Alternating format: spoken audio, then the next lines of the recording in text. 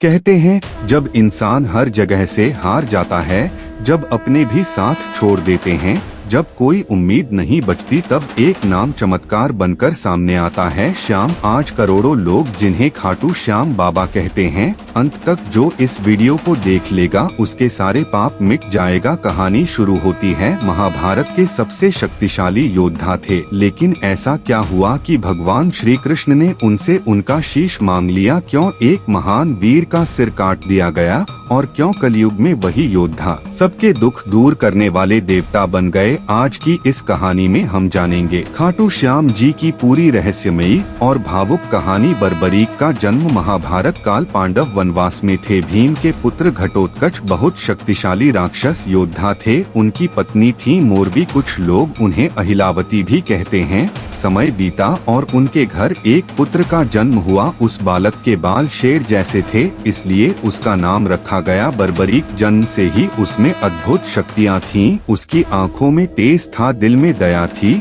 और मन में भगवान के लिए असीम भक्ति। बचपन से महान योद्धा बर्बरीक बचपन से ही धनुष चलाने में माहिर थे। वह घंटों जंगलों में अभ्यास करते, उनका निशाना कभी नहीं चूकता था। लेकिन सबसे खास बात थी उनका दिल। वह कभी किसी कमजोर पर अत्याचार नहीं होने देते थे। अगर कोई दुखी होता तो बर्बरीक तुरंत उसकी मदद करते। उनकी माँ हमेशा कहती थी, बेटा सच्चा वीर वही होता है जो कमजोरों की रक्षा करे। इन शब्दों ने बर्बरीक के जीवन को बदल दिया। माँ को दिया वचन। एक दिन बर्बरीक युद्ध पर जाने लगे, तब उनकी माँ ने कहा, बेटा तुम हमेशा हारने वाले पक्ष का साथ देना। बर्बरीक ने तुरंत सिर झुकाकर कहा, माँ मैं वचन देता हूँ कि मैं हमेशा कमजोर और हारने वालों का साथ दूंगा। उन्हें नहीं पता था यही वचन आगे चलकर इतिहास बदल देगा। समय बीता और महाभारत युद्ध का समय आ गया। पूरा आर्यावर्त कांप उठा। कौरव और पांडव आमने सामने थे।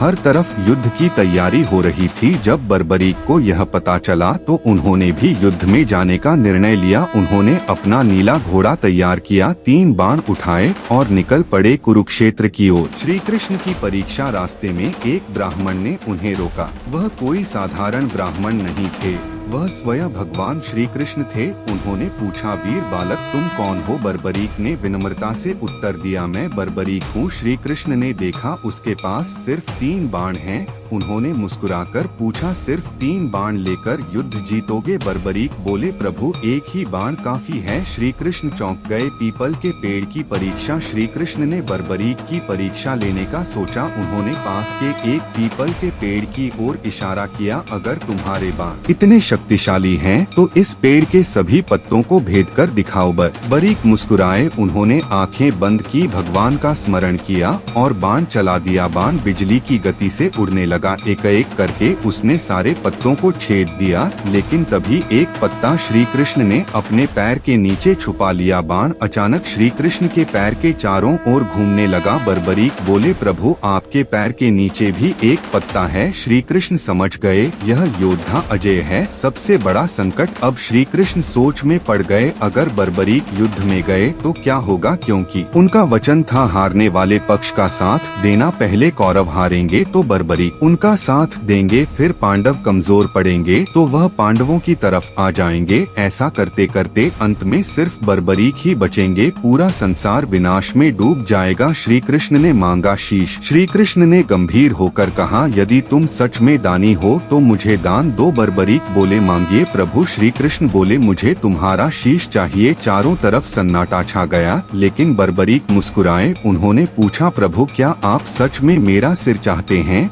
श्री कृष्ण ने कहा, सबसे महान बलिदान। बर्बरीक समझ गए कि यह कोई साधारण ब्राह्मण नहीं। उन्होंने हाथ जोड़कर कहा, प्रभु मेरा सौभाग्य है कि मेरा शीश आपके काम आए। उन्होंने बिना एक पल सोचे अपना सिर दान कर दिया। यह देखकर देवता भी रो पड़े। स्वयं श्री कृष्ण की आंखें नम हो गईं। युद्ध देखने की इच्छा। शीश दान करने से पहले बर्बरीक ने एक इच्छा रखी। उन्होंने कहा, प्रभु मैं महाभारत युद्ध देखना चाहता हूँ। श्री कृष्ण ने उनका सिर एक ऊंची पहाड़ी पर रख दिया। वहाँ से बर्बरीक ने पूरा युद्ध देखा। युद्ध खत्म होने के बाद 18 दिनों बाद युद्ध समाप्त हुआ, पांडव जीत गए। तब सभी में विवाद हुआ, सबसे बड़ा योद्धा कौन था। तब श्री कृष्ण बोले, इसका उत्तर बर्बरीक देंगे क्योंकि उन्होंने पूरा युद्ध देखा है।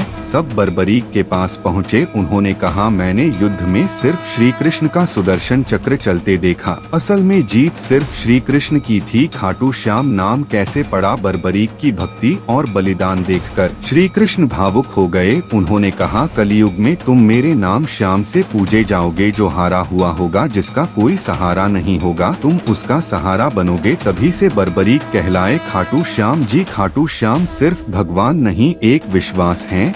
जब दुनिया साथ छोड़ देती है तब बाबा श्याम हाथ पकड़ लेते हैं। अगर दिल से श्याम पुकारो तो रास्ते अपने आप खुल जाते हैं। अगर ऐसे धार्मिक कहानियाँ देखना चाहते हो तो लाइक एंड सब्सक्राइब करें। जय श्री श्याम दोस्तों।